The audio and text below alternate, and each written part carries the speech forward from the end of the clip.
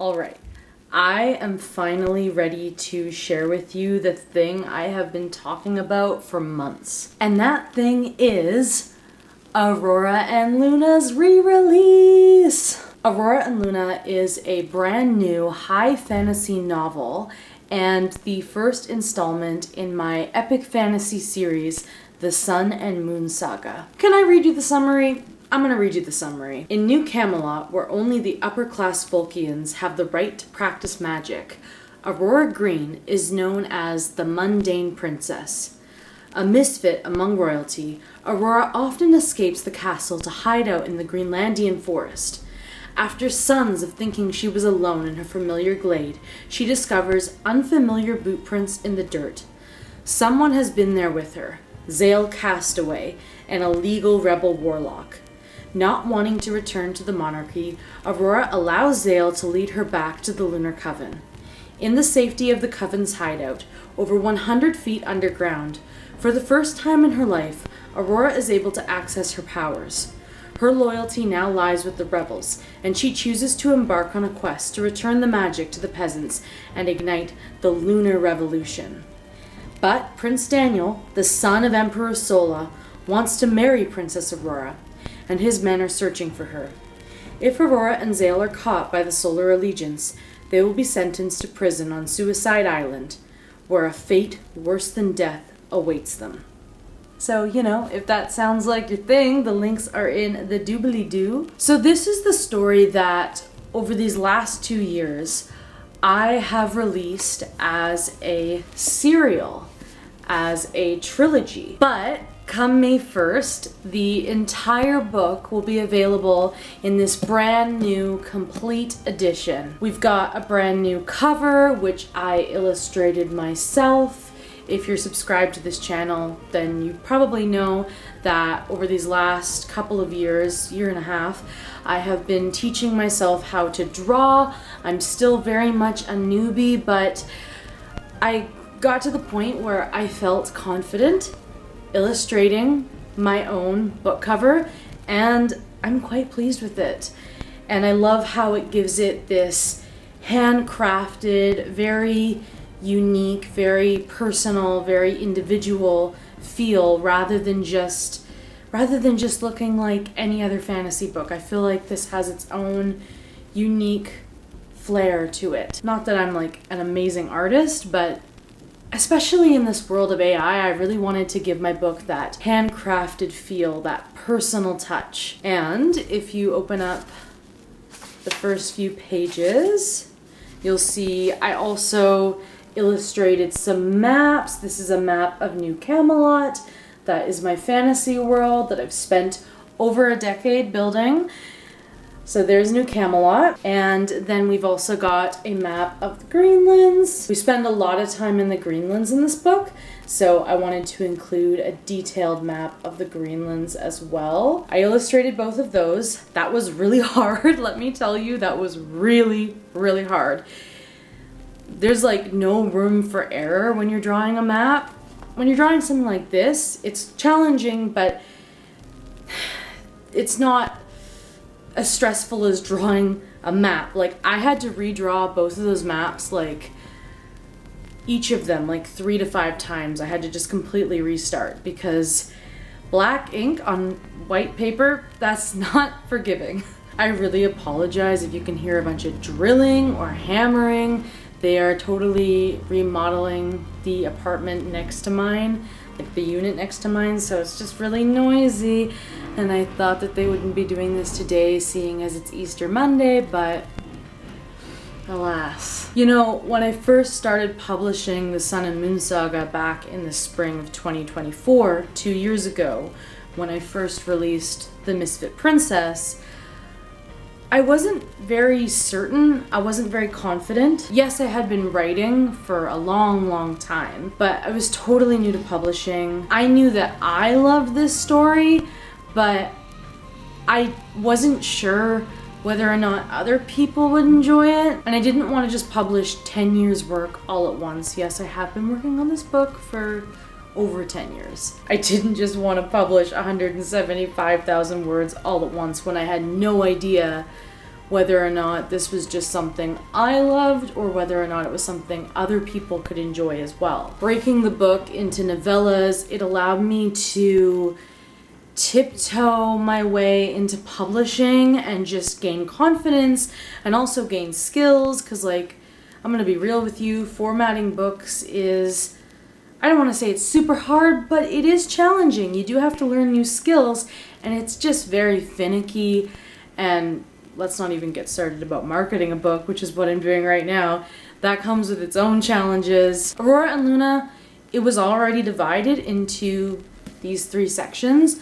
Like, even when I was drafting it, I had it divided into the 3 sections. It just felt intuitive and organic because there really are 3 distinct parts to the story. In The Misfit Princess, we meet the protagonist, Aurora, and we basically go on this adventure with her as she runs away from home, all in attempts to discover who she truly is and also to unlock her powers, because, you know, she was born without powers and she was supposed to have all the powers, but in the beginning of this book she has none, or at least she thinks she has none. And this book is where she kind of first gets access to them, and it's when she decides to run away from home and go on that journey of self-discovery. The Rebel Coven is where she really hones her craft. It's where she really learns how to work her magical powers and finds her footing with magic.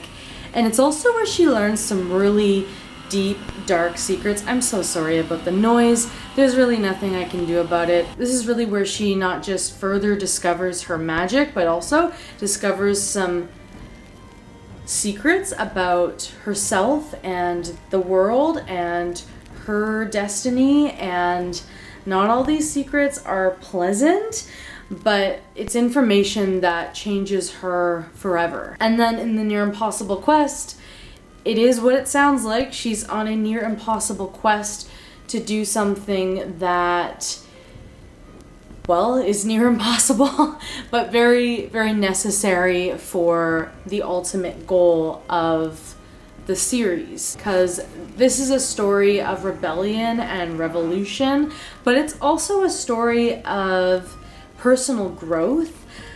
I always say I write high fantasy with very strong character arcs. I love character-driven fiction, so as much as this is a high fantasy epic, or the beginning of a high fantasy epic, it's also a very character-driven series and a very character-driven novel. Anyway, all that's to say that now that people have read Aurora and Luna, and now that I've received feedback on the book through publishing those 3 novellas that make up this book, I've gained a lot of confidence in my work, and I'm by no means saying this is a perfect book, but I've really started to believe that this is a book that other people will enjoy too, because other people are enjoying it. I'm going to read you one of the reviews that Aurora and Luna has received. For those who grew up with Disney, Harry Potter, and the Hunger Games, this book definitely carries similar vibes. A fantasy quest that had me constantly wanting to keep reading to see what would happen next. Really enjoyed the adventure and would definitely recommend it. Thank you for the lovely review. I really appreciate that. That's one of several positive reviews and comments that I've received about Aurora and Luna, and it just makes me so happy, and it also fills me with so much gratitude that there are people reading and enjoying and even loving my work. I feel confident saying that if you love character-driven quest fantasy, you will enjoy Aurora and Luna. And I feel confident saying that if you love character-driven fantasy epics, then you will enjoy the Sun and Moon Saga. And this book is the first book in the Sun and Moon Saga. Book 1 in the Sun and Moon Saga. And if you're subscribed to this channel, then you know that I am currently working on book 2, The Solar Queen. I just finished the first draft, and once I'm done this book release, this re-release, I will be diving back into the writing process, getting into the developmental edits and the revision. And I have the entire series very loosely mapped out. So this is going to be a long series. This is the first book in this series. And if that sounds like something that you would be interested in, then I would love to have you along for the ride as I write and publish these books that are so near and dear to my heart. But what can you actually expect from Aurora and Luna? Let's dive a little bit deeper without giving spoilers. This will be spoiler free. What can you expect from Aurora and Luna, the first book in the Sun and Moon saga? Well, this is my personal spin on the classic quest fantasy story. So if you like quest fantasy, if you like Star Wars A New Hope, if you like the book Aragon, if you like stories like The Hobbit and The Lord of the Rings, then this will be right up your alley. There's tons of magic in Aurora and Luna and in the Sun and Moon saga, both hard magic and soft magic.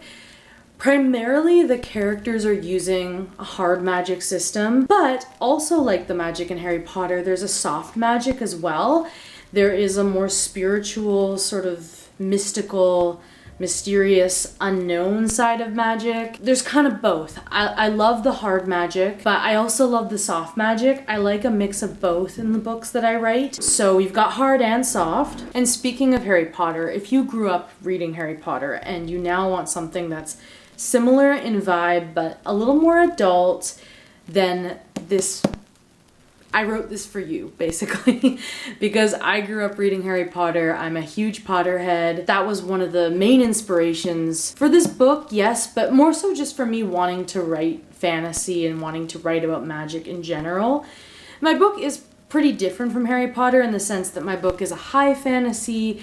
It's an epic fantasy. It's set in a world that I completely made up. It's not like a hidden world within our world. I mean, I guess it is in a sense, but it's set in the same universe as Earth, but it's set like galaxies away from where we are. It's set in a made-up galaxy.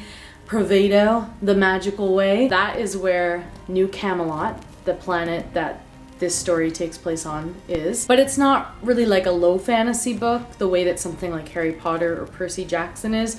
It is a high fantasy book. It is its own world, even though there is a very, very distant connection to planet Earth. Honestly, this book and this series is meant to be a bridge between something like Harry Potter and Percy Jackson and all that, and then bridging that with Game of Thrones, Lord of the Rings, more of that high fantasy. It's meant to have the easy access of something like Harry Potter. Like Harry Potter is pretty easy to read. You could recommend Harry Potter to someone who hadn't read any fantasy at all. And I think that this has that same ease, but it has the flavor of something like A Song of Ice and Fire or Lord of the Rings or something much more high fantasy and more of that kind of scope. Although this book does read very YA in the sense that it is entirely from Aurora's perspective, except for the prologue, which is from 3 other characters' perspective.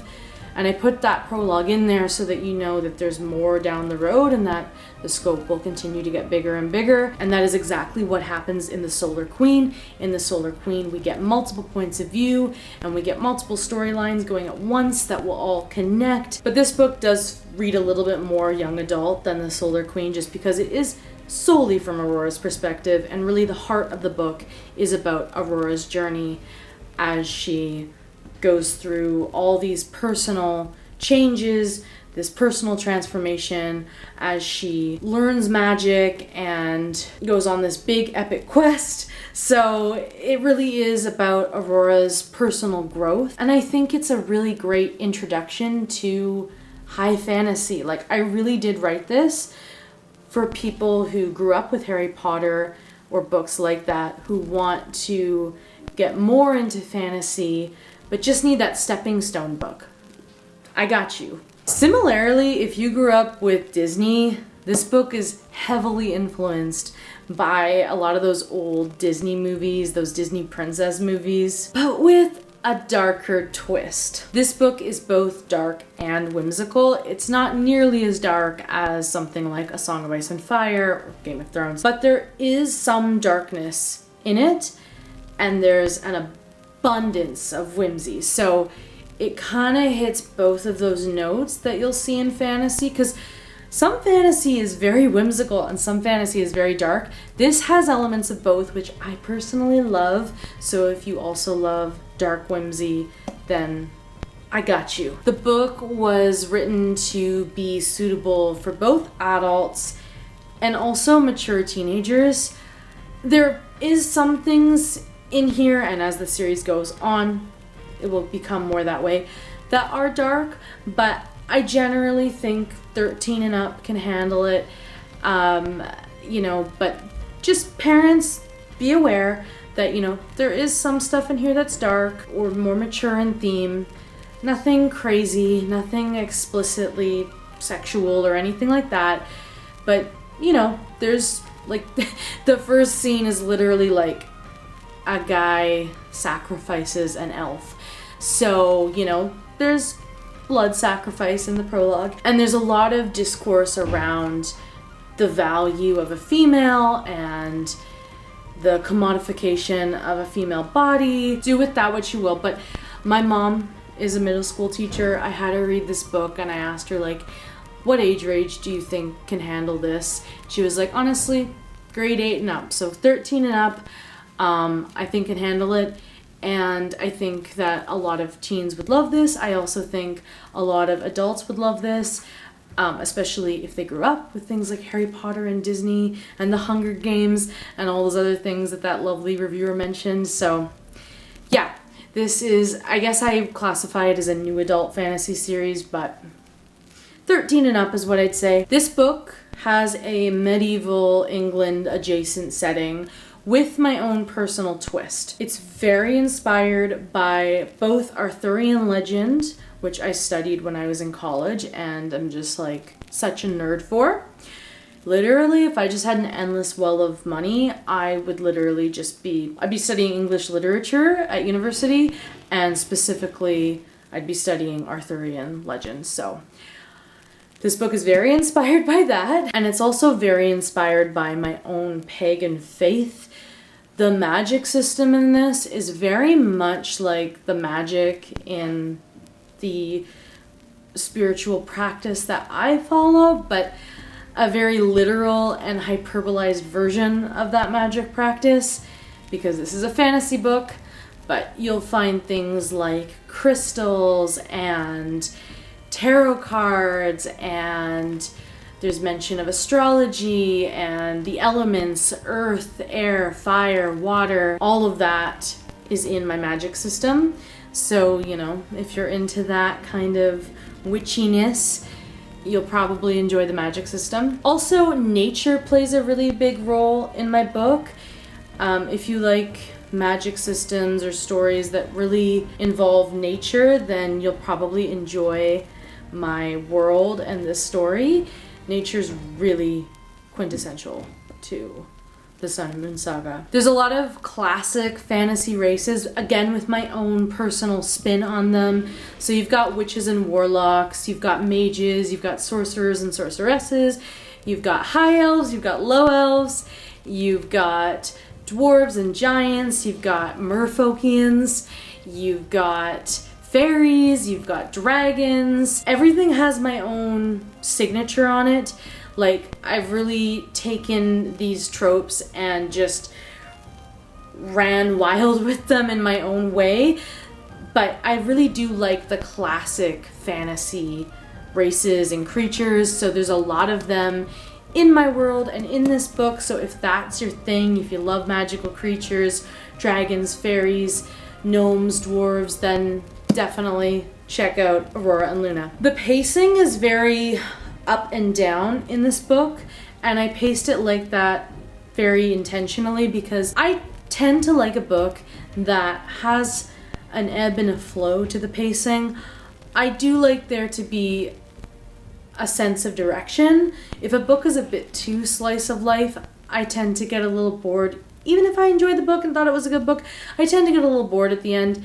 In the last third of the book or so, I just tend to want to move on. And contrasting that, if a book is just too fast-paced, I just kind of start to feel like so I wanted a book that had a very specific pacing. And what I really love about this book is, while yes, the stakes are high, and while yes, they're on a quest, yes, it is a story of rebellion and revolution, but at the same time, there's cozy moments, you know? There's cozy moments where I just describe the food they're eating, or I just describe the setting around them, the beautiful nature scenery.